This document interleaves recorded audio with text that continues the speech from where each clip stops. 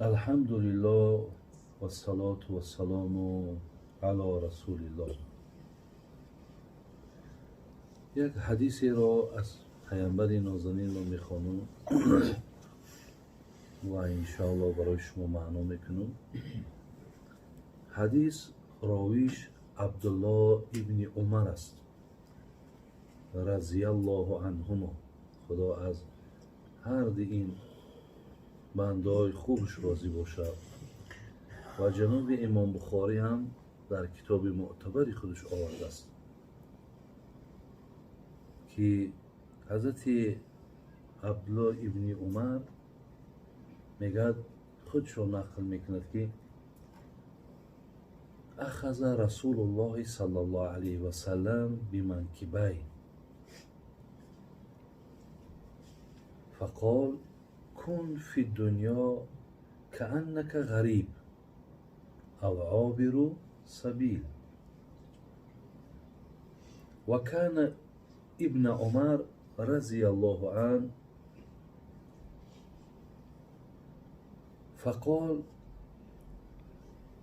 اذا امسیت فلا تنتظر الصباح و اذا اصبحت فلا تنتظر المساء خذ من صحتك لسقمك و من حیاتک لموتک. برادران عزیز و گرامی، یک لحظه ای که پیامبر نازنین یک نصیحت بگیم یا یک بسیار مصلحت زیبای و حضرت عبدالله دادن و حضرت عبدالله بعد گوش کردن این سخن گوییم شاید دیگر بیقرار شدن و گفتن که باید این سخن پیامبر من با یک طریق دیگری به گوش امتاش رسانم. الحمدلله رب العالمین. برادران عزیز، که چی در یک زمانهای قرار داریم که کتابهای دسترس هم داریم. الحمدلله رب العالمین که این خیل لحظه ها هم برای ما و شما می آید، می شینیم و الله را همیشه باید سپاسگزاری کنیم، از خداوند همیشه تشکر کنیم که خدای مهربان این گونه امکانیت و این گونه نشست‌ها را هم در جامعه ما و شما، در تاجیکستان عزیز ما و شما باز هم زیاد بگرداند.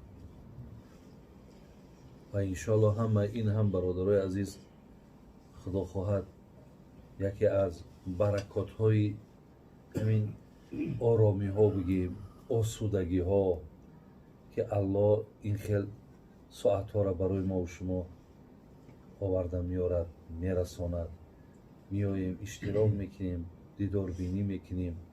ببین از همه بالا از قال الله و قال رسول الله چیزی میگیم.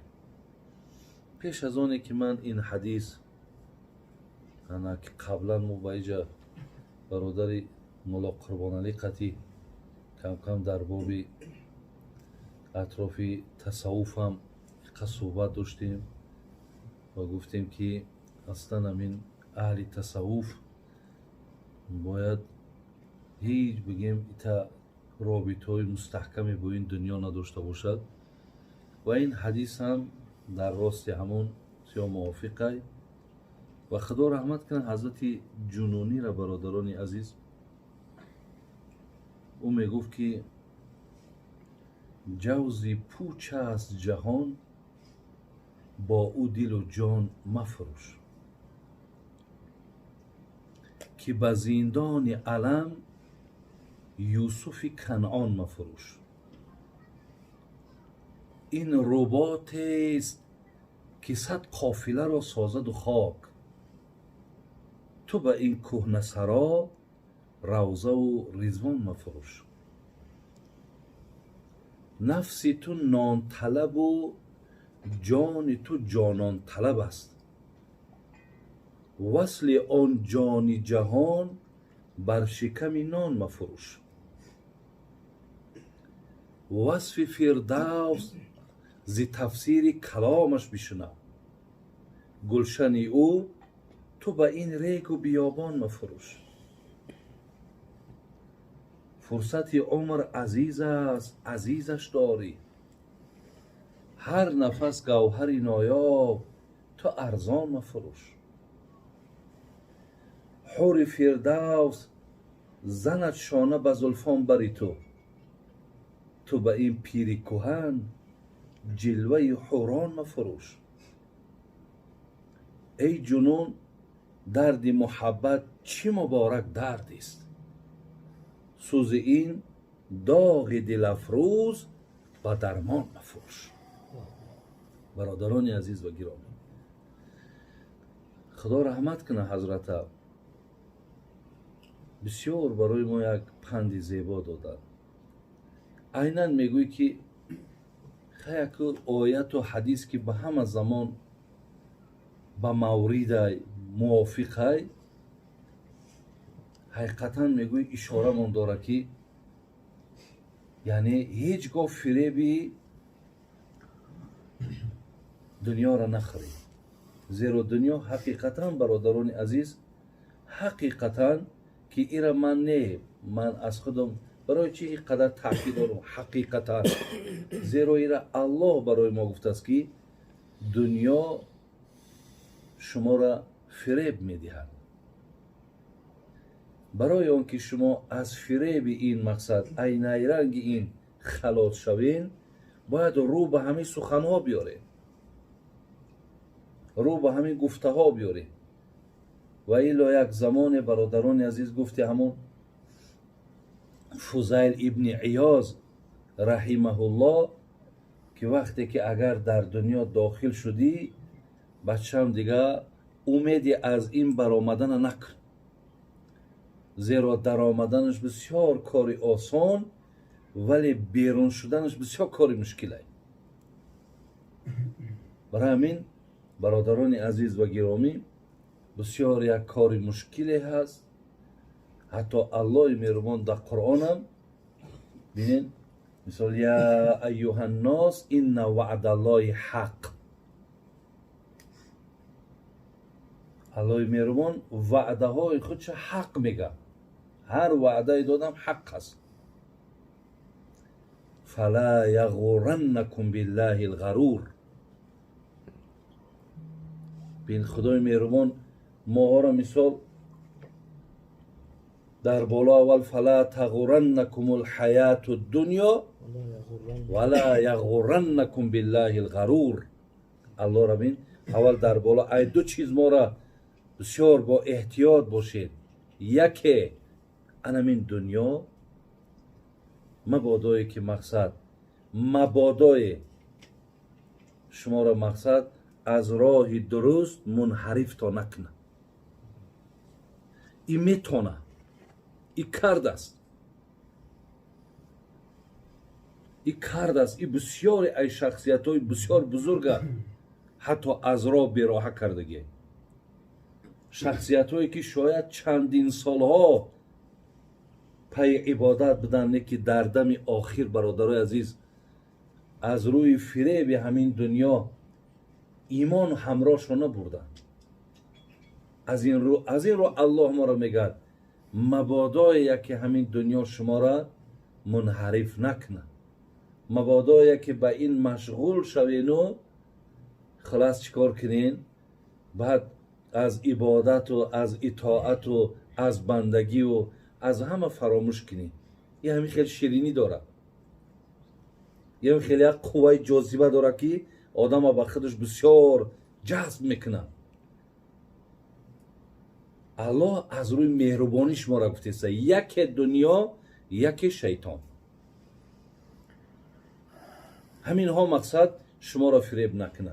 حضرت سعید ابن جبیر رضی الله عنه این عزیز خدا میگه همین معنای آیت ده که میگه چگونه آدم دنیا فریب میکنه. میگه وقتی که تمام هستی تا به خودش میگیره و تو را مقصد همچو یک فرزند خودش میدونه و تو را یک نفری نزدیک خودش میدونه و تو را نمیگذارد که دیگر از اطاعت و محبتش تو مقصد بیرون ببروی. انامین فریب دنیا هست. و شیطان گفت چگونه فریبتون میکنه. شیطان فریب میکنه که این خداوند یک ذاتی هست که اگر هزارها بخشش گناه که میبخشه. بسیار خدای مقصد لک بخشه. میگه با همین توصیه هاش شما را فریب میکنه. با همین تکیت میدوزد، تکیه را بر همین میکنی، لیکن دست ای گناه و مقصد دست ای معصیت نمیکنی. میگوی خیلی میخیر الله های یکی در همون بالای معصیتت جان تا خدا میگیره میره. انا حضرت مولوی را خدا رحمت کنه از اینجا میگه همین دنیای ما را میگه جوزی پوچه از جهان با او دل و جان مفروش. جوز برادرم چهارمغز، یک چهارمغزی را که به هوس میخریم میبینیم همین خیال بیرونش سکه و صورت داره، میگوی برم انشاءالله همین بشکنم بخورم دهنم پری روغن میشود. میاری میزنی که پوچه. میگه دنیا همین مثال است. با او دل و جان مفروش که با زندان علم یوسف کنعان مفروش. یعنی این زندانی هست برادرای عزیز که چگونه حبیب خدا گفت از دنیا سجن المؤمن و جنت الکافر. یعنی یک زندانی هست که پری خمه میگه، پری درده، پری مشکلات هست، پری سختی هست. آیا همین خیلی نیست؟ هست برادر عزیز. بر همین میگه وصف فردوس زی تفسیر کلامش بشنو، گلشن او تو به این ریگ و بیابان مفروش. برادرای عزیز خوش به حال این بزرگا که اونها آگاهی پیدا کردند و با همین شرف و با همین مقصد عزت خطی رفتن اونها، لیکن باز مصلحتشون ما را دادستن. میگه یک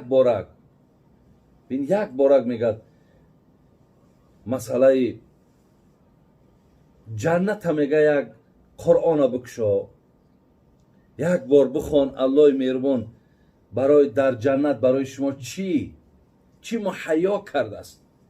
یک وصف فردوس زی تفسیر کلامش بشنو. یک بارک بچه میگه اگر همین ایمانت کامل باشه، اگر میلی به جنت داشته باشی، یک بارک قرآن بکشا و یک آیت هایی که در باب جنت یک بار بخوان. اگر ایرا خانی تو گفت با محبت اگر همین را نگاه کنی اهمیت بتی،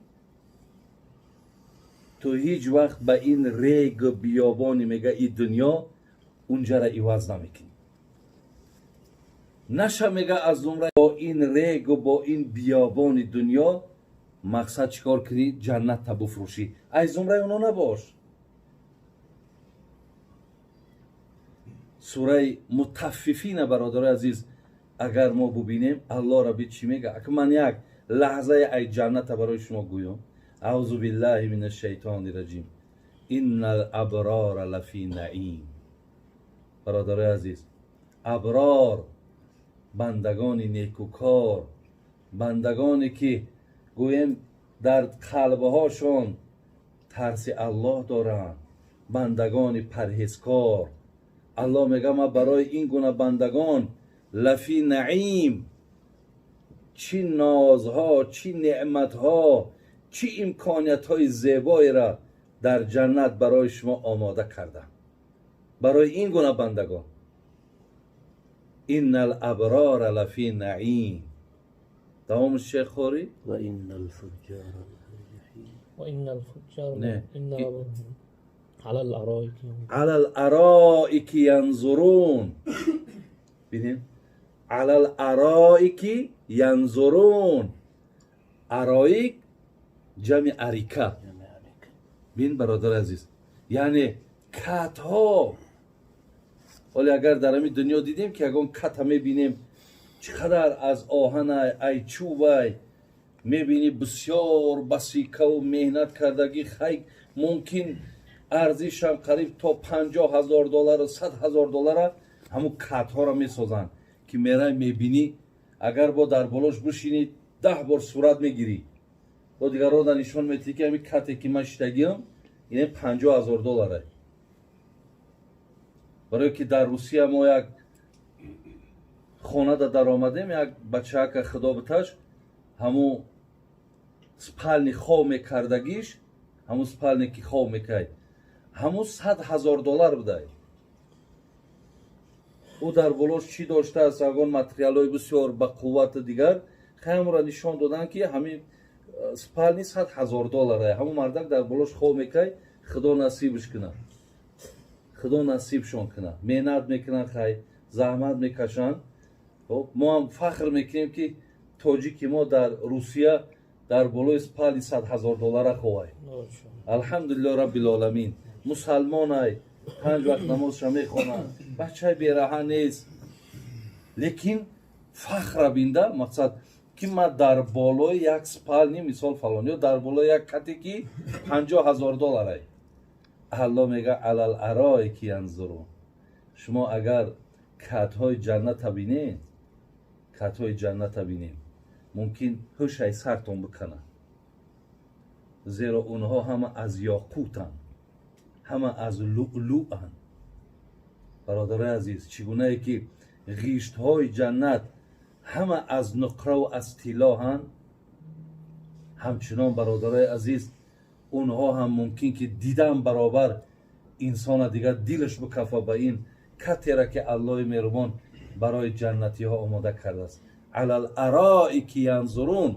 ببین میگه در بالاش میشینی و در همون بالای کتی خیلی زیباش بعد ینظرون.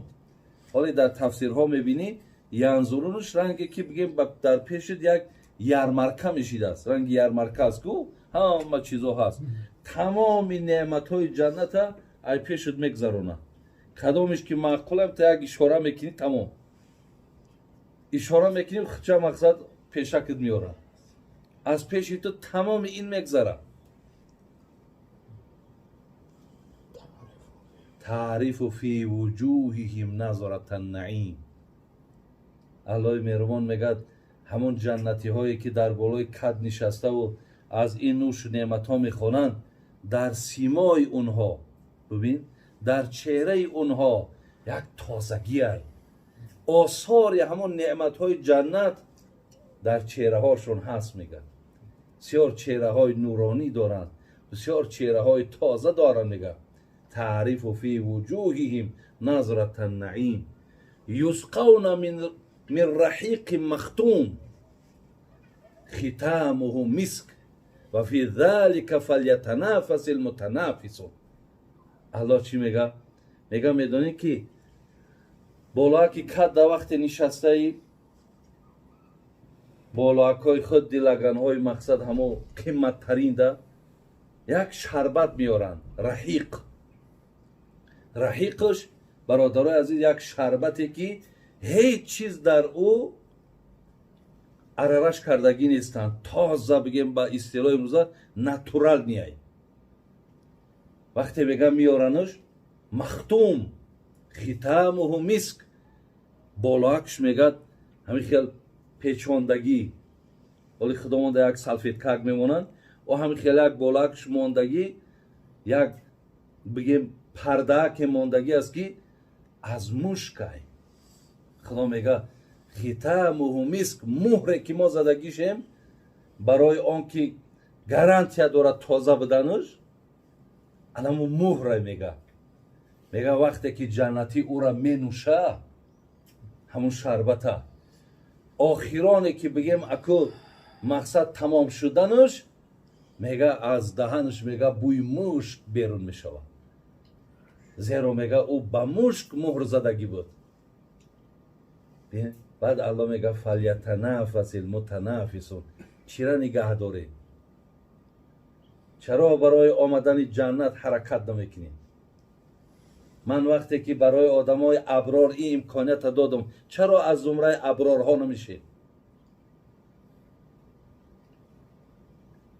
یا در سوره نبع الله مهربان میگه این للمتقین مفازا حدائق و اعناب و کواعب اترابا لا یسمعون فیها لغوا ولا کذابا. الله میگه میدانین که شما را من وقت در جنت میدرارم، شما را باغهای میبرم که پر از انگورن. بین باغهای پر از انگور و کواعب اترابا. میدانی میگه زنهایتون میتون که اونها نارپیستانن. در تفسیرها میگه پیشهای برشون رنگ اناره.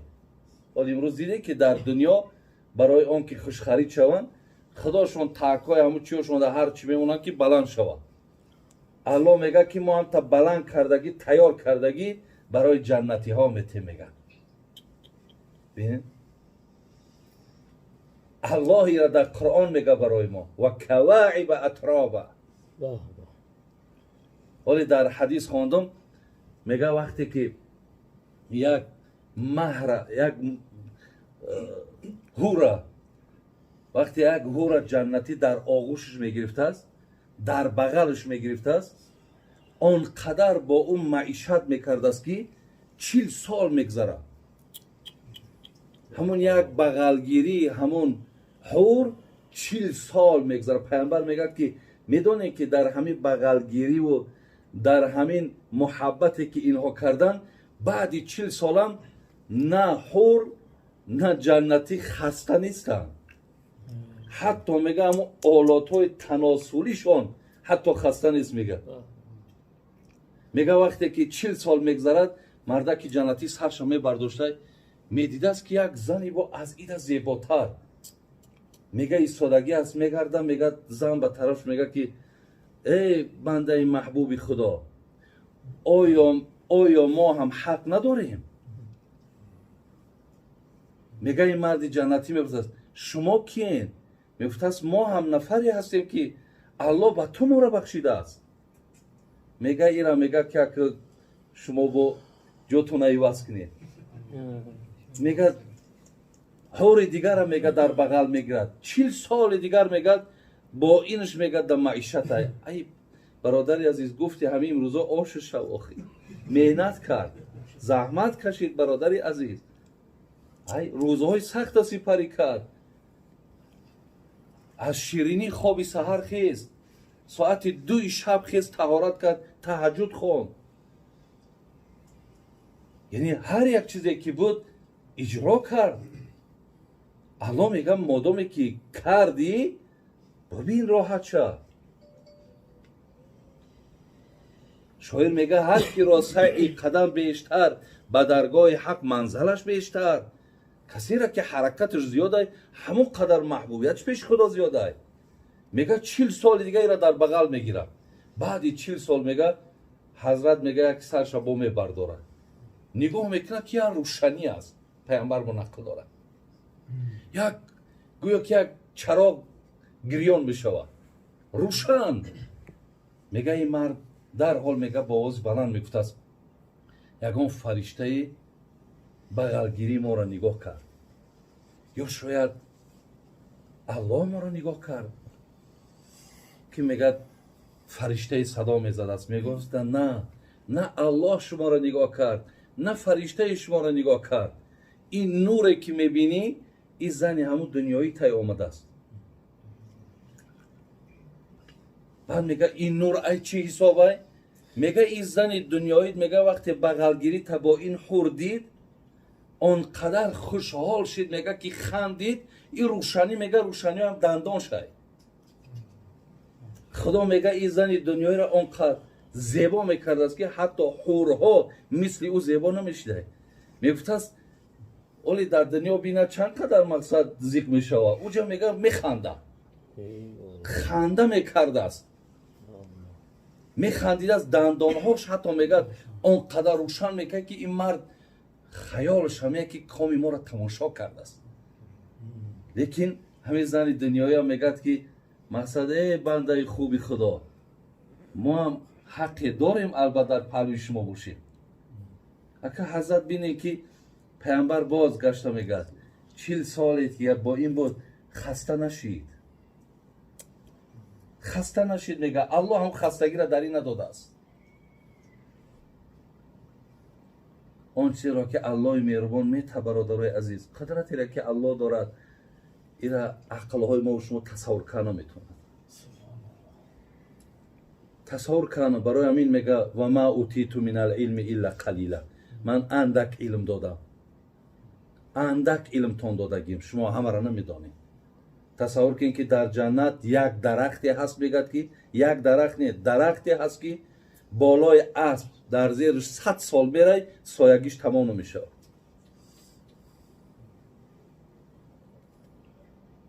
حضرت ابی وصف فردوس تفسیر کلامش میشنه. گلشن او تو به این ریگ و بیابان مفروش. حور فردوس زند شانه به زلفان بری تو به این پیری کهن جلوه حوران بفروش. از این لحاظ برادران عزیز و گرامی صحبت من درازتری بچید. از این لحاظ مقصدی منم چیه؟ مقصدی منم این است برادران که هیچگاه ما را الله که بسیار ذات مهربانه هیچگاه نمیخواهد که ما را دنیا فریب دهد. شیخ سعدی میگوید تو را دنیا همه گوید شب و روز. تو را دنیا همه گوید شب و روز که هان از صحبتم پرهیز. حتی دنیا هم میگد که نکو نزدیک نشه. تو را دنیا همه گوید شب و روز که هان از صحبتم پرهیز. مده خود را فریب از رنگ و بویم که هست این خنده من گریه آمیز. اخیر گریانت میکنم، اخیر نالانت میکنم، اخیر بسیار حسرتی میره. خدای مهربان توفیقامون را زیاد کنه، اخلاصامون را زیاد کنه، محبتامون را زیاد کنه. الله مهربان باز هم ذوق ما را، شوق ما را به سوی جنت زیاد بگردانه. در برابرش خداوند با توفیق منتهی از زمره کسانی باشیم که محنت و زحمت در دنیا از روی بندگی داشته باشیم تا به این یک لحظه ها که بگیم من یک آیتی از قرآن المعنا کم در ده ها جای قرآن به خدا میخوانی حیران میشه. یک چیزهایی میشنوی که میگوی که همین قایی که مردن تمناش آرزوش نادرسته و ایلو میگوی که در خدا جان ما بگیره و برم در همون مقصد وعده هایی که الله مهربان کرده از همون داخل باشه.